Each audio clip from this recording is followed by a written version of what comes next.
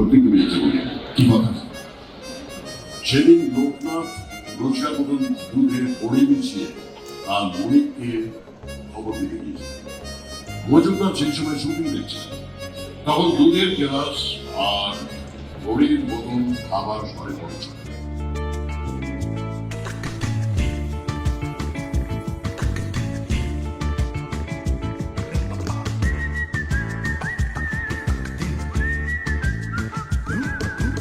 আমার মনে হয় ডিজিটাল এজে তো অনেক কিছু পাল্টায় and changing very rapidly, keeping up with the pace of the digital. But I think for me was very important is that the heart is in the right place.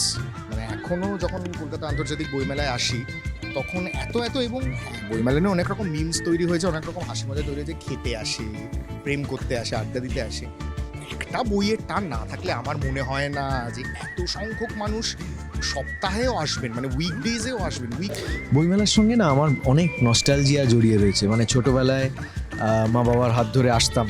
বাবা সবসময় আসতে পারতেন না, ওই বাবা এলে খুব একটা অশান্তিপূর্ণ পরিবেশ হয়ে যেত আর কি। কারণ অবভিয়াসলি বাবার সঙ্গে সবাই, তখন তো ফটোগ্রাফের যুগ না, অটোগ্রাফের যুগ, তো তখন সবাই এসে অটোগ্রাফ নিতে চাইতো। তো বাবা খুব একটা আসতে চাইতেন না, যে তোমাদের ঘোরাটা আমি বানচাল করে দেবো আর কি। তো আমি ভাই মা আমরা খুব রেগুলারলি আসতাম। একটা সময় অবধি মার সঙ্গে এসেছি, তারপরে একটা সময় এসেছে যখন একাই এসেছি, বন্ধু বান্ধবদের সঙ্গে এসেছি। এবং বইমেলায় আসাটা একটা রিচুয়াল ছিল। আমি বছরে মানে ওয়েট করে থাকতাম কত তারিখ থেকে কত তারিখ হচ্ছে জানবো বলে।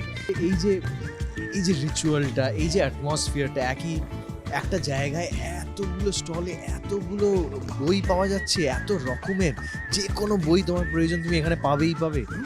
এই জিনিসটা আমার মনে হয় এই কালচারটা যে বজায় রয়েছে পশ্চিমবঙ্গে, কলকাতায়, এটা আমাদের সৌভাগ্য, আমার পরের জেনারেশনের সৌভাগ্য। আমি চাইবো আমার ছেলেও আসুক বুক ফেয়ারে।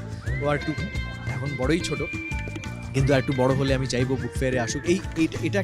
এটা শুধুমাত্র একটা বুক ফেয়ার নয়, it is a cultural phenomenon.